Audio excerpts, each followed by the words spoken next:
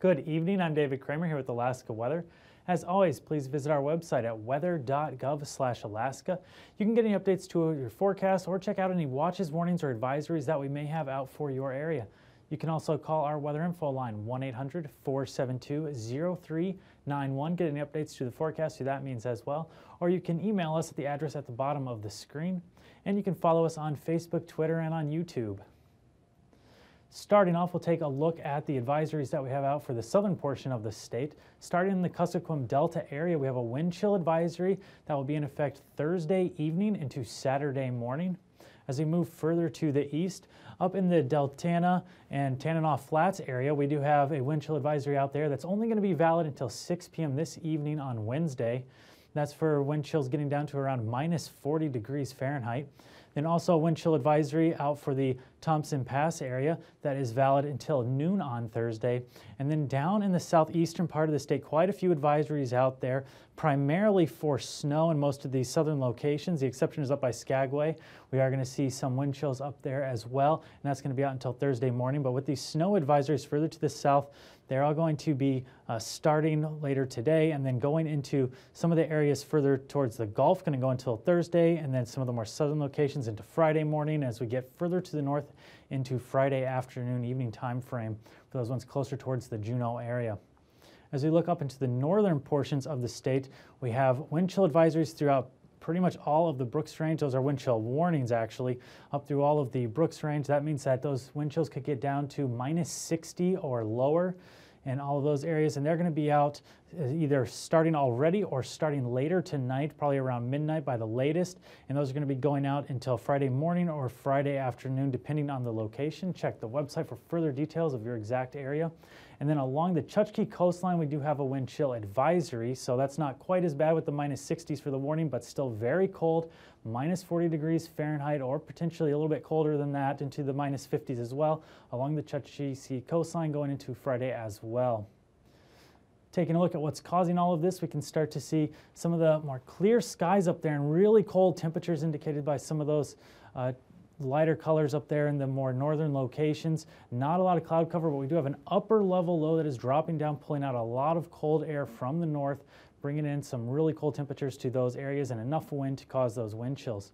Out over the part of the Bering Sea, we have a lingering old system out there that's just to the west of the Pribilof Islands, still bringing in some snow to some of those locations. And then way down here, we have another system coming in towards the western Aleutian Islands, pushing up a very strong system that we'll take a look at a little bit later. That's going to bring some stronger winds and seas to areas along the western Aleutian Islands. As we move out further to the east, we can see an older system coming in from the south that is going to start to stall over the area, which is going to be one of the factors bringing in a lot of snow to some of the more interior locations along the southeast areas of the state. But from that southerly push, we are going to see some warm air too, so some of those areas closer to the Gulf expecting to see more rain than snow. As we look into the rest of today's weather, you can see that we do have some of that warmer air coming in, bringing in some rain to southern locations such as Ketchikan and other places closer towards the Gulf. But as we get to the more interior locations, expecting that to be snow from that low further to the south. As we move out towards mainland Alaska, we are going to have some snow showers from southwestern part of the state extending up into the southern parts of the interior, then up the eastern part of the state through the upper Yukon Valley, and then along the Arctic coastline expecting to see more snow showers up there as well. So we drop down into places of the Bering Sea, Aleutian Islands. We do have a band of snow hovering over the areas of the Pribilof Islands down into the eastern Aleutian Islands. Getting a little bit warmer as we get a little bit further up to the east in the Alaska Peninsula. A mix of rain and snow expected there for the rest of the day. And then way out to the west, we have some lighter snow showers out ahead of this system pushing up from the south. As we move into tonight's weather, snow from that main system are going to come up, bringing into the central and western Aleutian Islands. Not quite warm enough yet for the rain, but you can see some of these stronger winds starting to push in as well, just to the south of the area moving into tonight. For the central and eastern parts of the Bering Sea, we're still going to have some lingering snow through the Pribilof Islands down into the Alaska Peninsula as well. Southwestern Alaska, pretty clear, but as we get further off to locations in the east, we are going to see some snow in eastern parts of south central, eastern parts of the interior, spreading out throughout much of the northern part of the interior through the Brooks Range and along the Arctic coastline. Then down in the Panhandle area, we'll have rain in those places further to the south and along the Gulf Coast, but as we get to more interior locations, we are expecting that to stay snow through tonight and starting to be some of that heavier snow leading to those advisories. And we will have that continuing into Thursday as well. Still a lot of snow, more interior locations, more rain as we get closer towards the Gulf of Alaska. Not a lot of activity through much of south central, some isolated snow and rain showers through some of the locations further off to the east, but for the most part should be pretty clear for Thursday. As we move up into the eastern parts of the Brooks Range, expecting some snow up there and along the Arctic coastline as well. Going to be windy enough way out west where we will see some areas of blowing snow along the Chukchi Sea coastline down to places near St. Lawrence Island. Then as we move into the Bering Sea, our system from the south really pushing in, moving that front through the islands now, bringing up enough warm air to transition over to rain, but still some very windy conditions in the area. Some of those places we'll see some storm force winds as this low and front push through the area. As we move further to the north, mixing a little bit more with snow there. Still some lingering snow showers over the Pribilof Islands, but starting to become rain for the western Aleutians. And then some areas around the Alaska Peninsula starting off as snow, potentially transitioning over to rain with that southerly flow later in the day. Then on Friday, that system starting to die out now, but still very deep, 954 millibars for the low pressure center, up from the 930s expected earlier. But as we move out into the Bering Sea, starting to push all of that precip further towards the Pribilof Islands and areas out through the western part of the Bering Sea. Some snow out ahead of it, but in much of the Aleutian Islands, warm enough to see primarily rain in those locations. More snow for the Alaska Peninsula, and some of that snow starting to make it into the Bristol Bay area and Kodiak Island as we move into Friday. As we move out towards the more eastern portions of south central Alaska, looking into the Copper River Basin, Valdez, Cordova areas, starting to see some light snow showers there. Much of the rest of the mainland part of the state, pretty dry until we get up into the upper Yukon Valley. Going to see some snow up there. And along the north slope, we will see some snow for the central areas there from Utqiagvik further to the east. As we look down in southeastern part of the state, again, we're going to see more rain as we get closer towards the Gulf, expecting that to be more snow as we get further to the interior locations and up towards Haines and Skagway as well.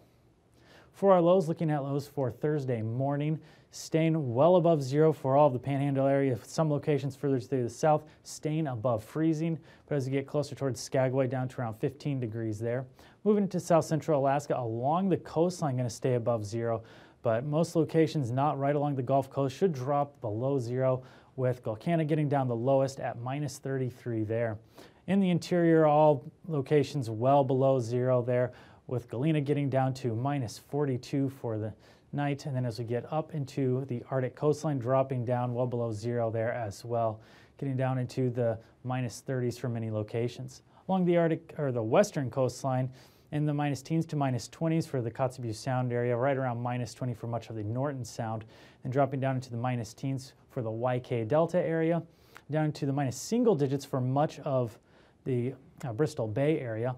And as we move into the Alaska Peninsula, Aleutian Islands, warm enough there to stay well above zero, with some places staying right around freezing, as Unalaska going to stay at 35 degrees for a low Thursday morning. As we move to Thursday afternoon, not much change, getting up closer towards 40 degrees for much of the Aleutian Islands, getting into the single digits for the Bristol Bay area, but staying below zero for many places in the YK Delta, in the negative teens for areas all around the Seward Peninsula. And as we move up along the Arctic coastline, only getting up for highs right around minus 20 degrees. Through the pass, only getting up to minus 35, and then as we go into interior part of the state, staying well below zero there as well, getting up into the minus 20s for highs. Single digits expected for much of south central Alaska. Gulkana, Galena area, or Glen Allen area, staying well below zero there as well. Minus 16 for a high Thursday afternoon, and then getting up into the 30s for southern locations of the Panhandle and into the 20s for more northern locations. Friday morning dropping down, but still staying very warm in the southern portions of the Panhandle, in the mid-30s there. In the mid-20s for lows Friday morning for northern locations of the Panhandle. Single digits expected along the North Gulf Coast, dropping well below zero again as we move into the rest of south central Alaska, not right along the coast. Into the interior part of the state, dropping down into the minus 30s for many locations. Galena again getting very cold, minus 40 for a low expected Friday morning. Into the negative 30s, negative 20s along the Arctic coastline, and then around the Seward Peninsula, minus 20s there as well. Minus 20s for much of the YK Delta, minus teens as we get into the Bristol Bay area, and then staying above freezing for many locations of the Aleutian Islands. Finally, Friday afternoon getting up to around 40 degrees for many of the Aleutians, getting into the single digits for some areas around the Bristol Bay area, minus teens and 20s all along the rest of the west coast and including the Arctic coastline, and then staying well below zero for locations in the interior part of the state, but getting above zero for places around south central and above freezing in the Panhandle. And now, aviation weather around Alaska. For aviation, we'll start off with a quick look at our flying weather. Starting on Thursday morning in southeastern part of the state, we have some IFR conditions over much of the central and southern locations of the Panhandle. As we get further to the north, starting to see some VFR areas as we get by Yakutat. A lot of VFR mixed in with some MVFR in the mountain areas for south central Alaska. And then the interior, we are seeing some IFR conditions, especially in low-lying areas, and then up along the eastern part of the Brooks Range and eastern part of the North Slope, becoming more MVFR and then VFR as we get further off to the west. Down in the Bering Sea, we have some widespread areas of MVFR with some other areas of IFR through the Pribilof Islands, down through the Alaska Peninsula and eastern Aleutian Islands. Then as we look out further to the west, just south of the western Aleutian Islands, we do have an area of IFR that is pushing further to the north from the front, coming up from the south. As we move into Thursday afternoon, you can see those IFR conditions having pushed now into southern and western areas of the Bering Sea. We still have lingering areas of IFR out over the Pribilof Islands, but starting to clear out a little bit to become more marginal over the Alaska Peninsula. Up through the main part of the state, starting in the North Slope area, we do have IFR conditions in central and eastern parts of the Arctic coastline, and then the central part of the interior as well, seeing some IFR. And then IFR for areas along the North Gulf Coast, and a lot of marginal conditions out there as well, with some IFR areas Thursday afternoon in the Panhandle. Then Friday morning, the Panhandle still seeing some IFR areas there, marginal conditions through much of the northern part of the Gulf, and in the central and eastern parts of the interior, MVFR and IFR conditions, and that's true up along the Arctic coastline as well. Down along the west coast, pretty much VFR conditions until we get to the Bristol Bay area and out into the Bering Sea, where we'll see widespread MVFR with quite a bit of IFR, especially as we get further off to the west. And that'll be true on Friday afternoon as well, with some of those areas of IFR conditions expanding further east throughout all the Aleutian Islands and areas in the Alaska Peninsula. Main part of the state starting up north, we do have some IFR conditions in central and eastern parts of the Arctic coastline, in the northeastern parts of the interior in the upper Yukon Valley there, and then some marginal conditions down in much of the Gulf of Alaska and along the coastline. As we move over the Panhandle area in the central and southern parts of the Panhandle, we will have some IFR conditions, but more VFR conditions as we get further to the north on Friday afternoon. For our pass conditions, starting in AKwx should be MVFR throughout the day. Adigan Pass should also be MVFR throughout the day on Thursday. Then as we move down further to the south, starting in the Alaska Range, Lake Clark and Merrill should both be MVFR, improving to VFR conditions in the afternoon. However, Rainy Pass will stay marginal throughout the day Thursday. So look through Windy Pass should also be MVFR throughout the day, as well as Isabel Pass. However, further to the east, Mentasta Pass should be VFR throughout the day Thursday. Dropping further to the south, Tanita Pass starting off marginal, improving to VFR in the afternoon, as well as Portage starting off marginal, improving to VFR conditions in the afternoon.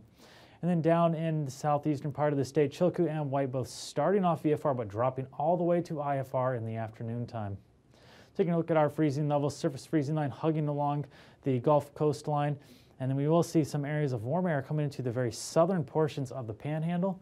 Then our freezing line off to the west, going through much of the Bering Sea, going to the northern Bering and out to the west.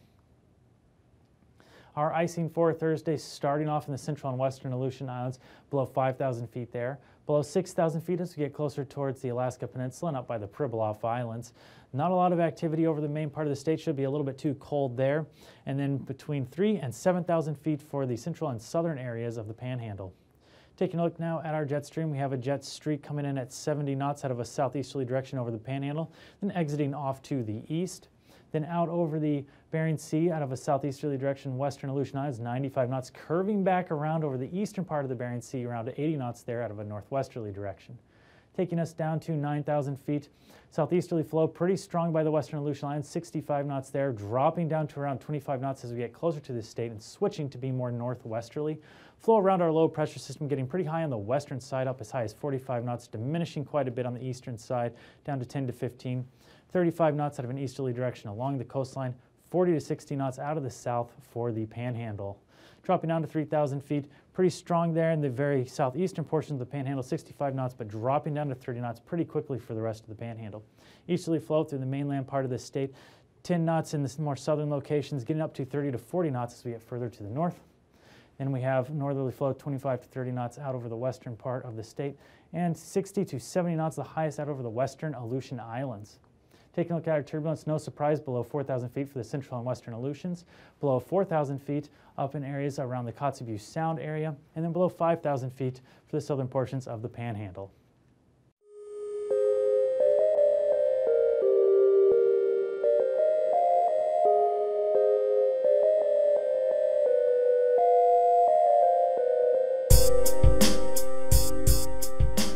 My name's Tim Lesher, and I'm a zookeeper here at the Alaska Zoo. I think anywhere it's special and unique to work with wolves. Ruby, come here, sweetie pie. I have worked in a couple other zoos, and neither one of those zoos had wolves. We're not supposed to have favorites, but they're my favorite animals to take care of.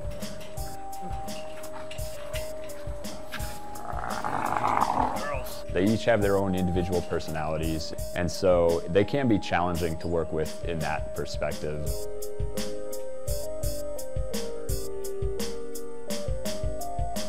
I'm from Missouri. I grew up going to the St. Louis Zoo. Came up here for my wife's job. As soon as we got here, one of the first things we wanted to do was visit the zoo. We like to go to local zoos pretty much wherever we travel, and so I always thought it would be a great place to work. You know, I started volunteering here and the position did come open, and I've been here ever since. We have 5 wolves here at the Alaska Zoo. The males have their social hierarchy, and then the females have their social hierarchy. Windy is actually the alpha. Denali, he's our alpha male. And so this is Ruby. We call her our beta female. Essentially, that means she's kind of the second female on the social hierarchy.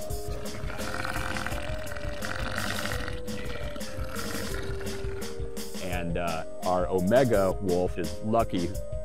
Roan was our omega wolf. Unfortunately, he's passed away. You know, if you've ever owned a dog, and again, I know that our wolves and any of our animals, they're not pets, but you're still caring for them on a daily basis. It's kind of similar to a pet passing away, I think, in the sense that this is a member of your family. You know, it's a member of the Alaska Zoo family. Our wolves came from a predator control area in Alaska.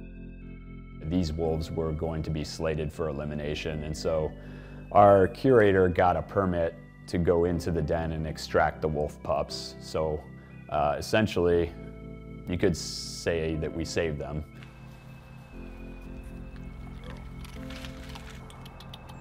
You do have to remind yourself almost on a daily or weekly basis that, yeah, they are wild animals and they aren't pets.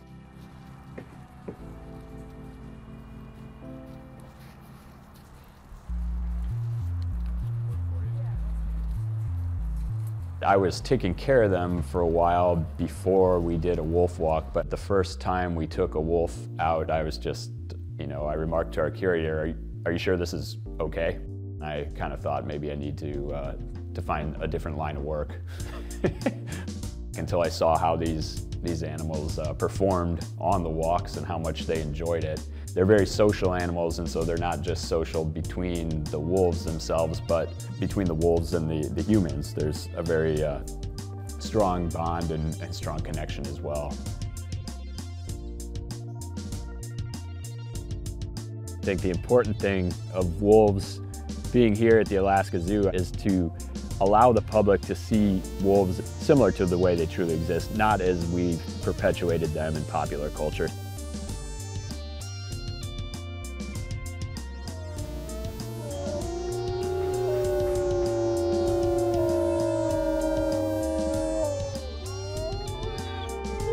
Just walking by and hearing them howl can be such an impacting experience that it's kind of infectious. And then, you know, if you're here by yourself, working at 6 a.m., getting started for the day, and you hear that howling, you kind of think it's just for you.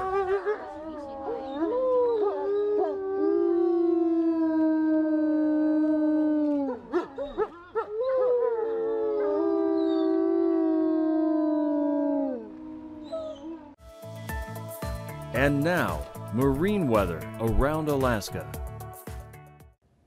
Welcome back for the marine segment. We'll start off with a quick look at the ice edge. You can see we have south of St. Lawrence Island running down south of Macoriac and Nunavik Island area, then down into Bristol Bay. And there's going to be a lot of changes in wind direction over the next couple days, so it is difficult to say what the ice edge is going to do, but it will be variable, fluctuating back and forth. And we also do have some ice covering much of the northern part of Cook Inlet. Taking a look now, we'll take a look at some satellite imagery before we get to the main part of the Marines, as we have a big system coming in from the south headed towards the western Aleutian Islands now. You can see some different colors on this with our new satellite imagery, that we do have some of this more orange reddish colors here indicating a stratospheric intrusion into the area, pulling down some of those stronger winds from aloft and really helping to strengthen this system, bombing out this low at around 933 millibars, which is a very deep system, very strong out here in the northern part of the Pacific and headed towards the western Aleutians. And we'll look at some of the impacts to that area a little bit later, but we'll start off in the southeastern part of the state, looking at some easterly flow, pretty weak in the northern part of the Gulf, 10 to 15 knots there, getting up to as high as 25 knots as we get further to the south, seas as high as 12 feet there on Thursday. So look in the inside waters, southeasterly flow in areas further to the south, around 25 knots, getting up to as high as 35 knots as we get further to the north. Then on Friday, northerly flow continuing in the northern part of the inside waters, 25 knots there. And then out of the southeast, 25 knots as we get further to the south. Winds weakening in the eastern part of the Gulf, southerly flow 15 knots there, but seas still as high as 12 feet and diminishing as we get further to the north. As you look out over south central Alaska, starting off along the North Gulf Coast, weaker flow further off to the east, only around 10 knots, but becoming northerly 20 to 25 knots as we get into other portions of the northern part of the Gulf.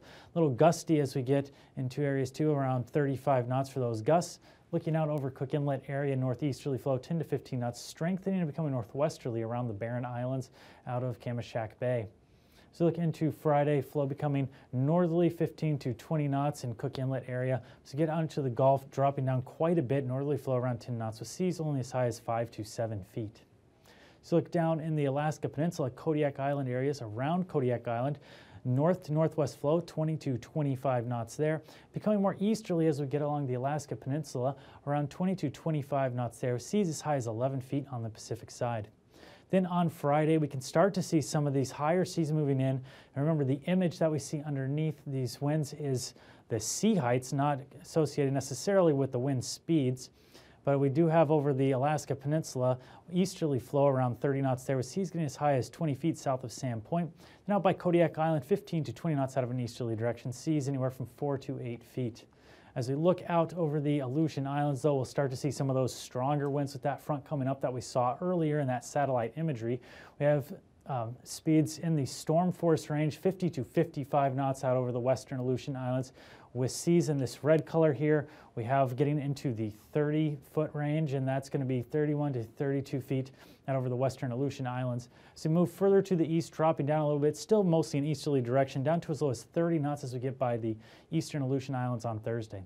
Then into Friday, some of those higher seas making it out on the Pacific side of the central and eastern Aleutians, getting into the upper 20s there. And then as we look at our wind speeds now on the Pacific side, anywhere from 25 to 35 knots out of a mostly easterly direction. On the Bering side, 35 to 40 knots out of an easterly direction as well. As we move out over the western Aleutian Islands, 40 to 50 knots, becoming more northeasterly, with seas still up around 30 feet as we go out into the western Aleutian Islands, and then even stronger for those seas as we get into the western part of the Bering Sea. So look along the west coast of the state, a north to northeast flow, 15 to 25 knots, getting stronger as we get further out into the Bering. Then easterly flow, 30 knots by St. Matthew Island and the Pribilof Islands. Then on Friday, north to northeast flow along the west coast of the state, 15 knots as we get closer towards the Norton Sound area. Along much of the rest of the coast, 25 to 30 knots. Stronger again by St. Matthew Island and down by the Pribilofs, around 40 knots there, with seas as high as 18 feet. So look along the Arctic coastline, all covered in ice, so no seas here. Northeasterly flow, 20 knots along the Arctic coast, getting up to 25 knots as we drop down the west coast of the state. So looking Friday, northerly flow along the west coast, 25 knots there. Northeasterly along the Arctic coastline, around 20 knots up there on Friday. Quick recap for the state. We'll start off with our system way far to the south there by the western Aleutian Islands, bringing in some snow to the area, and some of those winds starting to make it in as we move further throughout the night tonight. We have an area of snow showers extending through the Pribilof Islands, down through the eastern Aleutians and Alaska Peninsula. Southwest Alaska, not expecting to see a ton of snow at this point, but as we move out into the central and eastern parts of the interior, down into the Talkeetna Mountains, up in through the Brooks Range and along the Arctic coastline, expecting to see some snow up there. And it should also be noted that we do have a whole bunch of wind chill warnings throughout the Brooks Range that are going to last into Friday for those areas. And many of those have already started, but others will start around midnight tonight, lasting throughout that time frame. And then a wind chill advisory out by the Chukchi Sea coastline, and that is going to be out into Friday as well.